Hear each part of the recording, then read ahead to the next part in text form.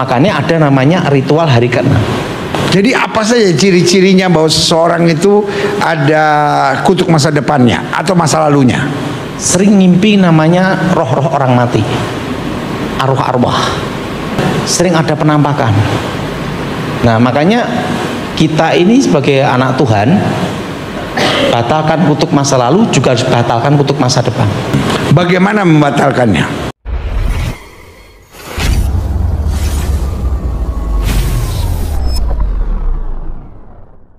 Tahukah sahabat bahwa hidup dalam kutuk itu sangat berbahaya? Bisa membuat kehidupan kita hancur, merana, dan menderita. Ada dua jenis kutuk. Yang pertama kutuk masa lalu, dan yang kedua kutuk masa depan. Yang jadi pertanyaannya, apa itu kutuk? Dan apakah kutuk dalam hidup sahabat telah diputuskan? Mari kita bahas bersama hambanya, Evangelis Daud Tony. Semoga memberkati. Pak Daud, haleluya, Tuhan Yesus baik. Haleluya Pak Gilbert. Jadi hari ini kita mau bicara tentang kutuk. Apa saudara? Ada banyak orang bilang kutuk itu nggak benar. God is God who bless. Tuhan adalah Tuhan Allah yang memberkati.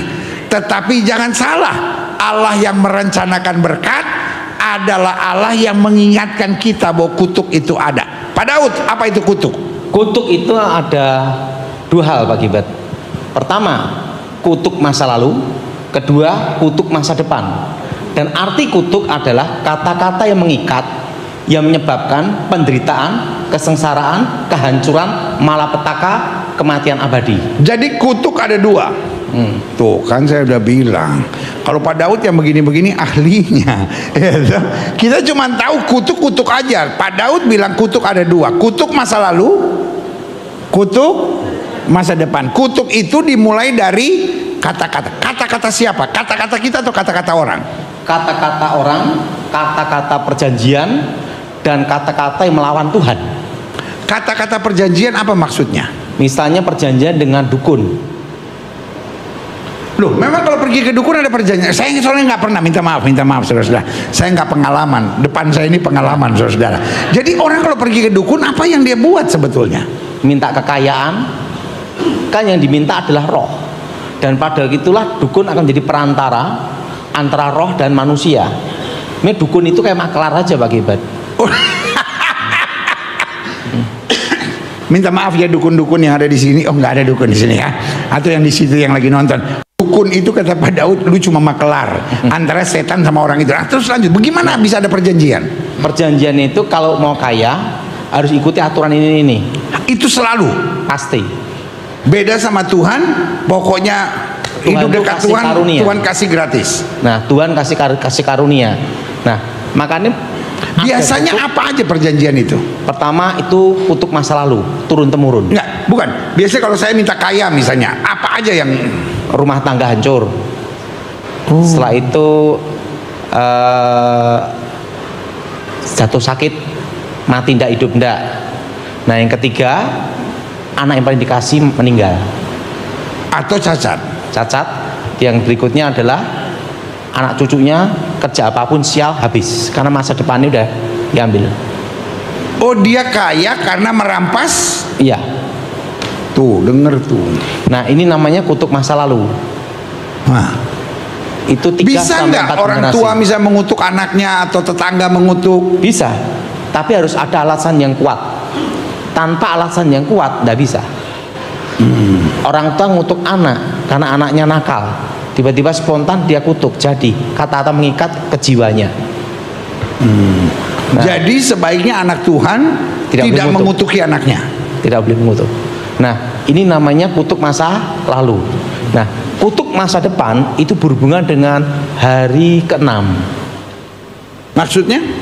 Setiap ritual kuasa gelap seluruh dunia pasti pakai hari Jumat, malam Jumat. Yang disebut sahabat Yahudi itu hari ke-7, itu hari Sabtu. Berarti hari yang ke-6 itu hari Jumat. Hari yang ke-6 Tuhan menciptakan manusia dan memberkati manusia, beranak cuculah kuasai bumi. Lawan dari Tuhan adalah setan. Maka setan gunakan hari ke-6 untuk mengikat kutuk masa depan. Nah, makanya semua ritual itu selalu hari ke-6 bicara tentang masa depan. Jadi kutuk ini ada dua, masa lalu dan masa depan. Banyak pendeta-pendeta yang mendoakan itu kutuk keturunan masa lalu, tapi tidak mendoakan mematahkan kutuk masa depan. Nah, kutuk masa depan ini yang tahu rahasianya harus bekas dukun. Nah, mantan. Karena apa? Karena dia tahu apa artinya ritual hari ke-6 itu. Lawan dari Tuhan adalah setan. Apa yang bisa menyebabkan kutuk masa depan? Misalnya gini, dia sudah bertobat. Dipatahkan. Kutuk masa depan juga bisa berlaku untuk orang yang sudah bertobat lagi. Kan belum ada pembatalan perjanjian untuk masa depan. Apa yang kamu ikat di bumi terikat di surga, apa yang kamu lepaskan di bumi terlepas di surga. Ada banyak orang pokoknya bertobat tapi nggak mengadakan pelepasan. Nah, dia doa mematahkan kutuk masa lalu, garis keturunan. Ya. Tapi tidak mematahkan kutuk masa depan. Nah, sehingga pada waktu dia bertobat, setan masih punya hak atas masa depannya. Sehingga banyak kejadian begitu bertobat habis bangkrut. Nah, ini beda dengan kasus Ayub. Ayub tidak ada perjanjian setan. Ya, Tuhan mengizinkan, Tuhan menguji, iblis mencobai. Oh, itu pencobaan biasa. Kalau ini beda, ini adanya kutuk. Karena kalau pencobaan kita menang, tapi kalau kutuk kita nggak harus bertindak. Nah, kutuk masa depan ini yang berhubungan dengan hari ke-6 ini, maka banyak sekali orang yang baru bertobat bingung. Aku udah bertobat, pabrikku habis. Aku bertobat, tiba-tiba setiap kedepannya dia kerja apapun habis semua. Karena setan masih punya hak atas masa depannya. Ini harus diputuskan, dipatahkan juga. Ingat, hari yang ke-6 bicara tentang masa depan. Ikatan kutuk yang sering didoakan oleh hamba-hamba Tuhan itu adalah kutuk masa lalu. Harusnya ada dua.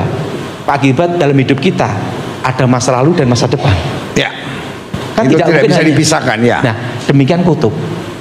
Semua yang ada masalah okultisme sebenarnya itu tidak ada ilmu baru, Pak Gilbert. Karena tidak ada setan baru. Okultisme tidak ada ilmu baru karena tidak ada setan baru. Tidak ada setan milenial, saudara-saudara. Jadi setan itu semua kolonial. Iya kan, Pak Daud? Berarti setan kolonial, nggak ada yang milenial. Tidak ada ilmu baru.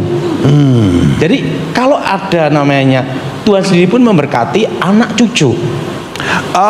Iblis menyamar sebagai malaikat terang. Iblis mengkopi apa yang Yesus buat. Jadi kalau Yesus memberkati anak cucu, bicara masa depan, maka iblis juga melakukan hal yang sama, mau mengikat kutuk masa depan. Tidak ada ilmu baru kan? Jadi kalau orang sudah terikat kutuk masa depan, makanya ritual itu semua pasti hari ke-6, karena itu mengikat masa depannya. Nah, kenapa hari ke-6? Lawan dari Tuhan adalah setan. Karena Tuhan memberkati hari ke-7, hari ke-6. Hari ke-6 menciptakan manusia, kuasai bumi. Lalu kemudian masa depan. Beristirahat di hari ke-6, maka dihancurkan beristirahat hari ke-7 karena itu dia rusak di hari ke-6. Nah, makanya iblis itu menggunakan hari yang ke-6 untuk mengikat manusia kutuk masa depan. Artinya karena Tuhan membuat manusia berkuasa di hari ke-6 itu. Iya, demikian setan ingin berkuasa atas manusia juga. Kan setan tuh inginnya jadi Tuhan, tapi tidak selalu keturutan kan gitu Pak Gilbert. Ya. Dan banyak manusia mentuhankan setan tanpa disadari. Iya. Nah, kenapa bisa adanya kutuk masa depan? Apa yang bisa membuat kita kemasukan kutuk masa depan? Itu adalah cara setan untuk mengikat manusia. Karena gini Pak Gilbert. Nah, tapi bagaimana kita bisa terkenanya? Kan ada orang yang nggak kena, ada orang yang kena. Kalau kena itu kalau dia mengadakan ritual hari ke-6. Itu perjanjian Pak Gilbert. Pak Gilbert perlu Pak Gilbert tahu bahwa suatu perjanjian itu berlaku pada waktu ditandatangani hari ini seterusnya. Bukan sampai dibatalkan. Iya. Misalnya kita di notaris. Saya itu di depan akta gitu kan, saat akta ini ditandatangani berlaku kan gitu kan. Jadi artinya berlaku hari ini seterusnya. Bukan yang ke belakang Pak Gilbert. Nah, tapi kan banyak orang nggak tahu bahwa di dalamnya ada kutuk masa lalu atau masa depan. Karena kutuk masa lalu biasanya kan berhubungan juga dengan roh nenek moyang kita dan lain-lain, toh. Makanya saya bertobat Pak Gilbert supaya beritahu kutuk masa depan. Jadi kita dapat ilmu bocoran namanya gitu. Nah, bagaimana kita bisa tahu bahwa di dalam diri kita ada kutuk masa depan? Ada cirinya Pak Gilbert. Misalnya gini, setelah dia bertobat, tapi rumah tangganya tetap berantakan, anak cucunya berantakan semua Pak Gilbert. Artinya apa? Berarti ada perjanjian ilmu pengasihan, ilmu pelet atau pasang susuk. Masa lalunya sudah dibatalkan, masa depannya belum. Setan punya hak untuk menghancurkan rumah tangganya. Ingat, Tuhan ingin kita diberkati. Amin. Tapi setan ingin kita dikutuk. Nah itu bagaimana? Makanya ada namanya ritual hari ke-6. Jadi apa saja ciri-cirinya bahwa seseorang itu ada kutuk masa depannya atau masa lalunya? Sering ngimpi namanya roh-roh orang mati, arwah-arwah. Dan yang berikutnya adalah sering ada penampakan. Nah, banyak kejadian-kejadian seperti itu Pak Gilbert. Nah, makanya kita ini sebagai anak Tuhan, batalkan kutuk masa lalu juga harus batalkan kutuk masa depan. Bagaimana membatalkannya? Dengan kuasa nama Yesus, dengan darah Yesus. Ini tentang masa depan. Ya. Dukun mengutuk, bangkrut. Artinya apa? Ke depan kan ini. Oh, karena bangkrut nggak bisa di belakang. Kan dukun nyumpai bangkrut kan di depan Pak Gilbert. Kan tidak mungkin ngomong bangkrut ke belakang, udah kejadian Pak Gilbert. Ya, betul. Makanya untuk mematahkan kutuk masa depan itu ya untuk depan selanjutnya Pak Gilbert. Ya. Nah misalnya gini, Pak Gilbert mendoakan, berkati anak cucumu, Tuhan berkati, beranak cuculah kuasai bumi, kan itu ke depan Pak Gilbert. Kan Tuhan tidak ngomong ke belakang diberkati, tidak ada Pak Gilbert. Nah setan itu mengutuk masa depan Gilbert. Makanya anak cucu menderita, anak cucu kawin cerai. Itu masa depan.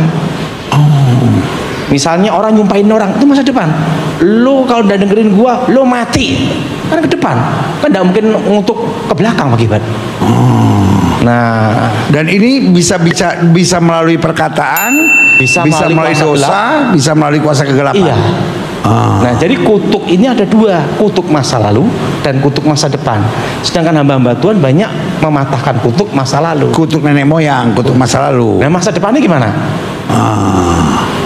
Nah, beranak cuculah kuasai bumi. Ini masa depan lagi, Pak. Janji Tuhan banyak masa depan kita. Setan mengutuk masa depan. Lawan dari Tuhan adalah setan. Nah, makanya kita dalam doa, apapun yang Tuhan buat positif, yang setan buat negatif. Iya, makanya harus ada namanya pemataan kutuk masa depan. Pemataan kutuk masa lalu dan juga masa depan. Masa lalu udah biasa, masa depan yang kurang. Nah, Pak Daud, ini juga salah satu fenomena yang mulai bertumbuh lagi sekarang. Banyak orang mulai percaya lagi pada apa kata bintang, karena kelihatannya lebih seru.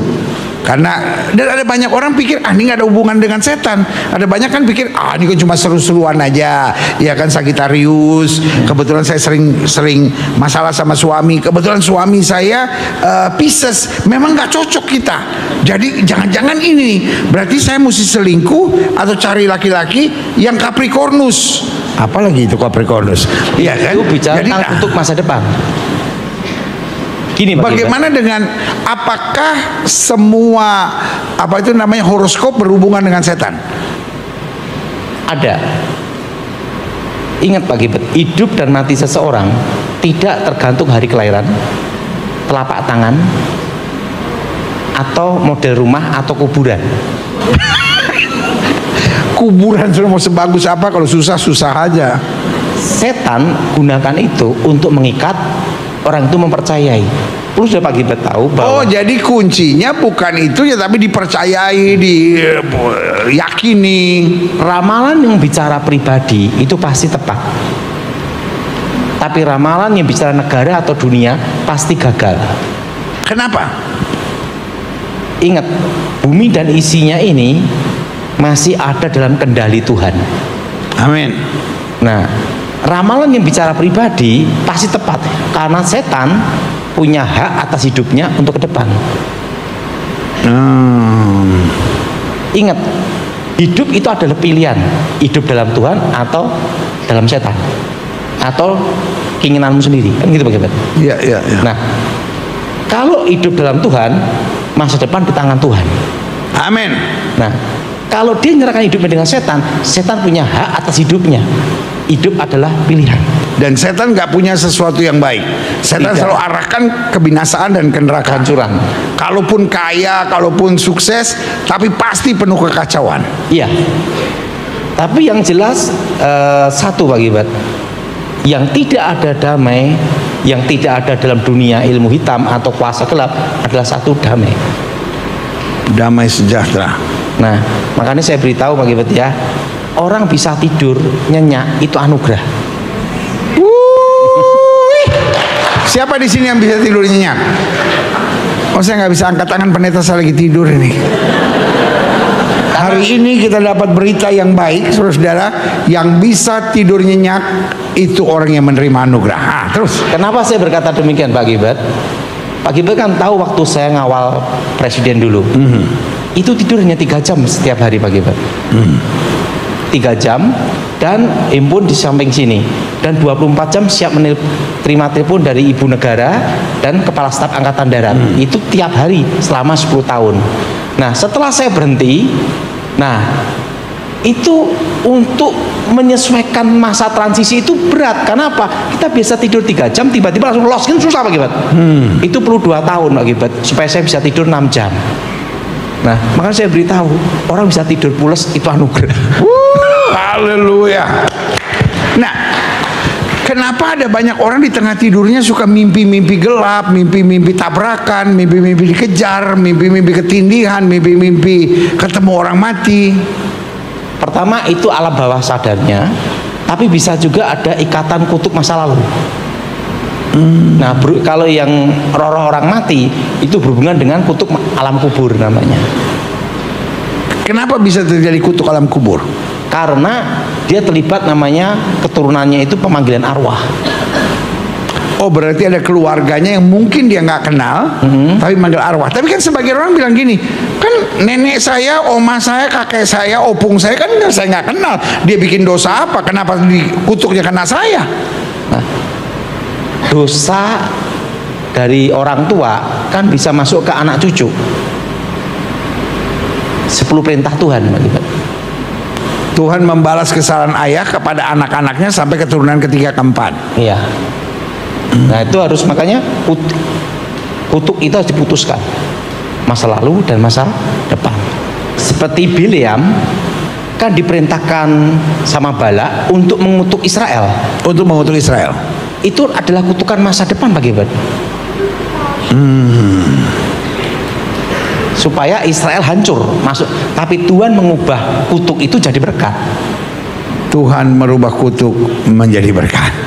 Karena apa Pak Berarti Gibat? kita pulang dengan berkat hari ini. Haleluya. Yang diminta Balak itu adalah menyumpahi Israel untuk masa depan Israel Pak Gibat. Dukun itu kalau mengutuk pasti mengutuk masa depan Pak Gibat. Mantra diucapkan untuk masa depan Pak Gibat. Dan kadang-kala kitanya nggak sadar kan, karena istilah-istilah yang dia pakai kan kadang-kala cukup baik kan. Karena saya perhatikan ada banyak orang yang pakai, dan ini juga saya mau tanyakan, ada orang yang pergi ke dukun, hasilnya ada dua. Hasilnya ada dua. Satu gini, dia lagi di puncak karir, lagi puncak-puncaknya mati. Iya. Tapi ada yang bagus, puncak karir, turun sampai habisan gitu, sampai kita kaget. Ya ampun, dia ini kan dulu terkenal banget, dia kan dulu kaya banget, kok bisa habis kayak gini? Itu kenapa bisa begitu Pak Daud? Itu kutuk masa depan. Jadi gini, kalau ada suatu kutuk seperti ini Pak Gibat, begitu dia dapat uang kerja, terus gini, begitu habis, dia bisa bangkit. Nah, pasti di situ ada namanya itu, biasanya itu disumpahin Pak Gibat sama mantra. Oh, mantranya itu udah berisi sumpah. Dan banyak orang nggak bisa sadar. Kan kalau sadar kita nggak mau dong. Ngapain gua kaya sesaat lalu hancur lagi? Nah, setan kan tidak beritahu semuanya Pak Gibat. Kalau beritahu semuanya kan tidak ada yang minta Pak Gibat. Setan nggak kasih tahu semuanya. Pintar juga dia nyimpan rahasia di setan. Nah, bagaimana biasanya sang dukun mengutuk? Misalnya gini, kamu udah siap untuk ini kan? Oke, mau minta apa? Pengarisan. Ingat Pak Gilbert, setan itu bukan pencipta. Setan bukan pencipta. Tidak bisa menciptakan yang tidak ada menjadi ada. Dan setan bukan sumber, karena dia nggak bisa menciptakan yang tidak ada setan itu tidak ada menjadi ada. Mencuri. Nah, itu mencuri rezeki dari anak cucu. Makanya kutuk selalu turun ke bawah. Iya. Itu namanya garis keturunan, kutuk masalah lalu. Nah, repotnya anak cucunya udah kena kutuk masa lalu, pergi ke dukun, lalu dan masa depan hancur. Nah, makanya doa itu di gereja itu harusnya ada pemahaman kutuk masa lalu dan kutuk masa depan. Dan kalau kutukan dukun pasti kutukan masa depan. Kutukan dukun selalu ke depan. Karena berkat Tuhan selalu menjamin hari depan kita. Iya. Sahabat khotbah populer, berdasarkan apa yang disampaikan hambanya Bapak Pendeta Gilbert Lumondong yang kolaborasi dengan Bapak Evangelis Daud Tony, kita harus hati-hati menjaga diri dan memastikan kita sudah ada dalam Tuhan. Kita sudah terhubung dengan Allah sebagai penebus, sebagai pribadi yang telah menyelamatkan kita melalui inkarnasi Allah menjadi manusia, mati di salib, yaitu Yesus Kristus.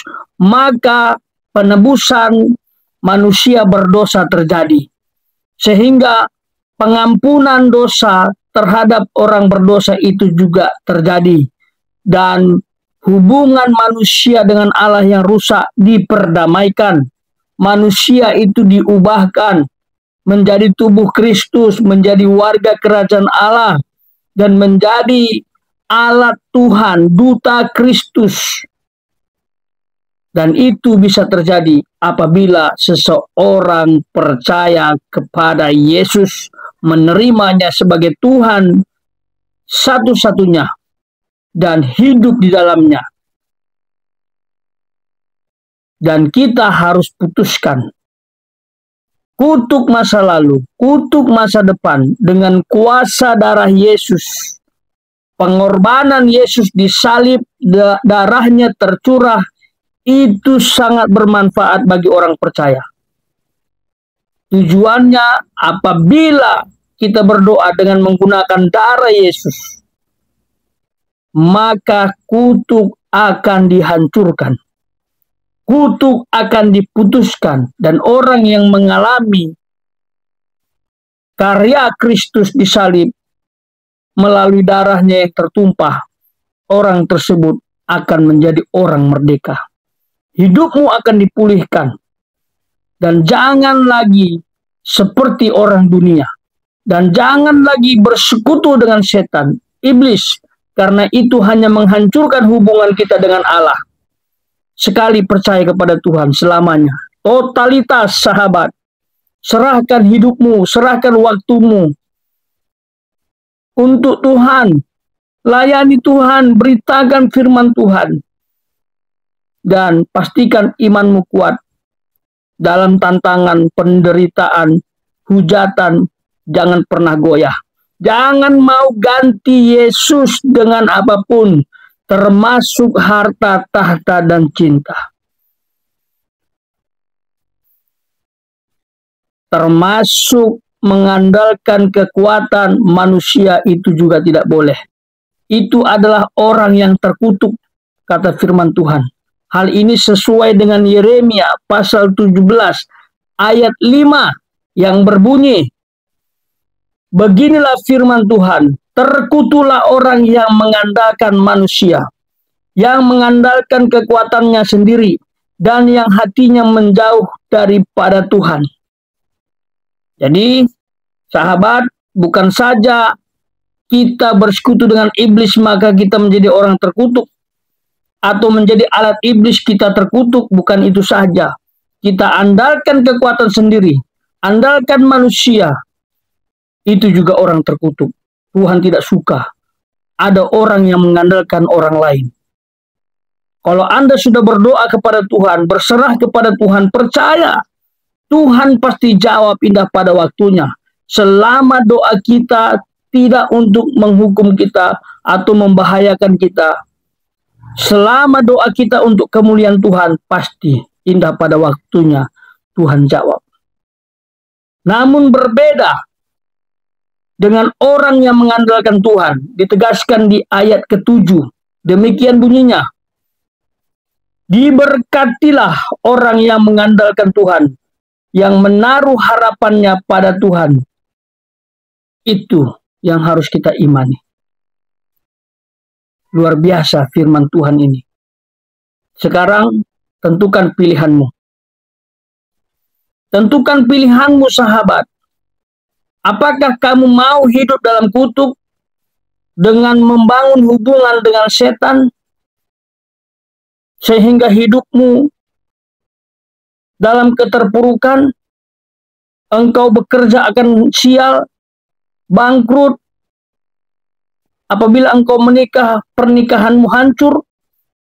Itu bisa terjadi apabila kita membangun relasi dengan iblis. Tapi kalau kita membangun hubungan dengan Tuhan, maka Tuhan akan menjadi dasar dalam pernikahan kita, dalam keluarga kita. Kalau ada masalah, kita datang ke Tuhan. Dan Tuhan tidak pernah berdiam diri. Tuhan tidak pernah membiarkan kita tergeletak. Percaya itu. Percaya. Kalau kita andalkan Tuhan, Tuhan tidak pernah biarkan kita. Saya sudah mengalami. Tatkala saya andalkan Tuhan, berserah kepada Tuhan, Dia betul-betul nyata dalam hidup ini. Dia betul-betul saya rasakan tepat pada waktunya.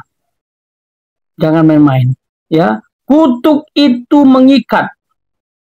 Kutuk itu mengikat. Dan kutuk itu dari setan, iblis.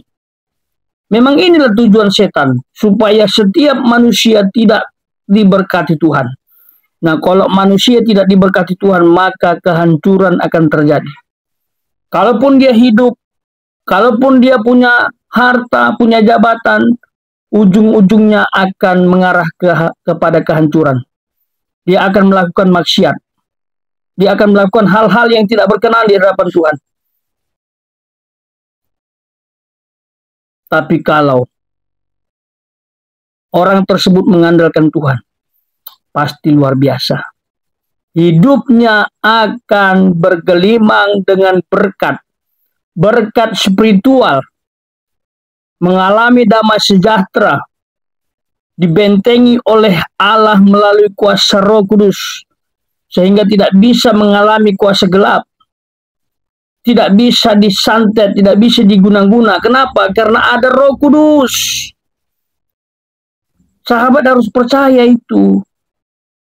Karena roh yang ada dalam diri kita besar kuasanya. Lebih besar dari roh apapun.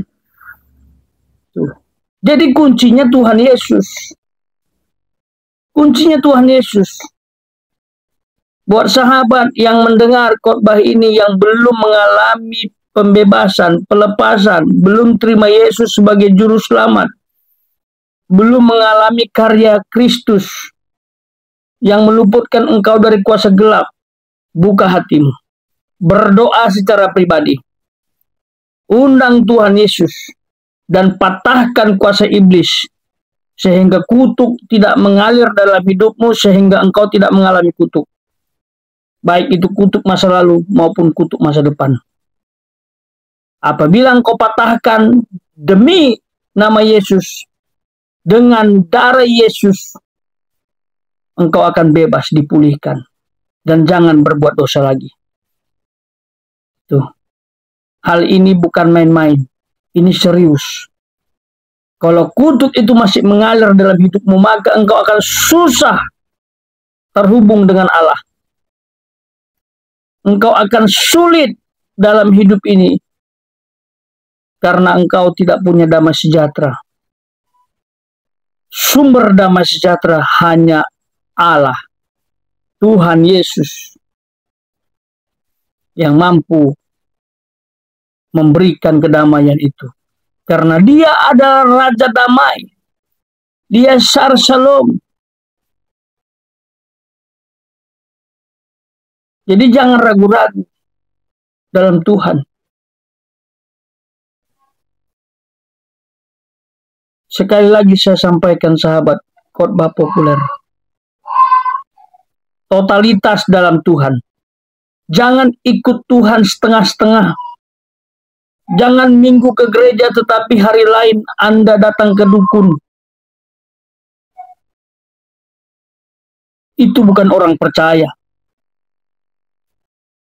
Nggak percaya kuasa doa. Sudah didoakan malah minta bantuan dari alternatif. Jangan. Iblis akhir-akhir ini melakukan sebuah pluralisme, mencampurkan iman kepada Kristus dengan iman kepada iblis. Dan orang seperti ini mendua hati. Anda tidak akan dapat apa-apa dalam Tuhan Yesus. Yang ada, imanmu semakin keropos, engkau hidup dalam kutuk.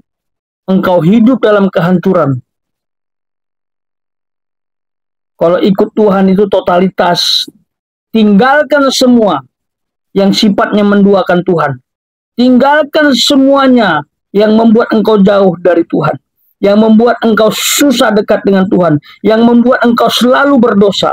Karena apabila engkau tidak tinggalkan, itu menjadi jalan untuk iblis masuk dalam kehidupanmu. Sehingga engkau akan hidup dalam kutuk. Karena sumber kutuk adalah iblis. Jangan setengah-setengah mengikut Tuhan. Tinggalkan, saya bilang tinggalkan. Karena hidup dalam Tuhan lebih dari apapun. Engkau boleh kehilangan harta, engkau boleh kehilangan tahta, engkau boleh kehilangan cinta. Yang penting engkau tidak kehilangan Tuhan. Ini persis seperti yang dialami oleh Ayub. Dia kehilangan harta benda, dia kehilangan keluarga, dia kehilangan kesehatan. Tetapi Ayub tidak pernah meninggalkan Tuhan, tidak pernah mengutuk Tuhan. Karena dia tahu siapa yang dia layani, siapa yang dia sembah. Karena dia tahu nggak mungkin Allah meninggalkan aku. Demikian juga dengan Polikarpus, murid Yohanes Rasul, yang saat ditangkap diancam akan dibunuh kalau dia tidak menyangkal Yesus. Tapi kalau dia menyangkal Yesus akan dibebaskan. Tawaran itu diberikan kepada Polikarpus. Tetapi Polikarpus berkata dengan tegas, dan saya percaya itu karena iman yang ada dalam dirinya. Dia berkata, 8-6 tahun saya mengikut Yesus. Satu kali pun dia tidak pernah mengecewakan aku. Bagaimana mungkin aku bisa menyangkal dia? Dan dia lebih baik mati daripada menyangkal Kristus. Bagi Polikarpus lebih baik kehilangan nyawa daripada kehilangan Yesus. Nyawa ini, tubuh ini, sementara berapa tahun sahabat bisa hidup? 50, 70, 80, 100? Katakanlah mungkin sahabat juga hidup sampai 150. Itu hanya sebatas hidup di muka bumi. Setelah itu Anda kemana? Apa yang Anda bisa lakukan di bumi ini? Yang Anda bisa lakukan hanya bekerja, makan, membangun hubungan sosial kepada sesama. Hanya sekedar itu. Tetapi apabila sahabat nanti setelah meninggalkan dunia ini, bertemu dengan Allah di sorga, Anda bisa lakukan apapun yang indah, yang tidak ada di bumi. Anda lakukan di sorga. Dan memuliakan Tuhan. Hidup seperti malaikat. Itu yang akan kita alami bersama Tuhan di sorga. Ini bukan sekedar janji sahabat. Hati-hati. Hati-hati. Iblis bukan saja ingin membuat kita tersesat dan hidup dalam kutuk. Tapi iblis mau setiap manusia ikut dengan dia, masuk dalam jurang maut, masuk dalam penghukuman kekal, masuk dalam neraka. Tuh. Apakah sahabat mau ikut? Hal ini sudah saya sampaikan. Tapi kalau sahabat masih ambil keputusan membangun hubungan dengan iblis, resiko tanggung sendiri. Saya mengasihi sahabat. Hiduplah dalam Tuhan. Andalkan Tuhan, maka engkau akan diberkati. Jangan sesekali andalkan iblis, apalagi manusia. Karena Anda akan menjadi orang terkutuk. Saya kira ini saja yang saya bisa sampaikan. Kiranya memotivasi dan memberkati kita. Sekali lagi, hiduplah dalam Tuhan, maka engkau akan diberkati. Dan kutuk hilang dari dirimu. Tuhan Yesus memberkati.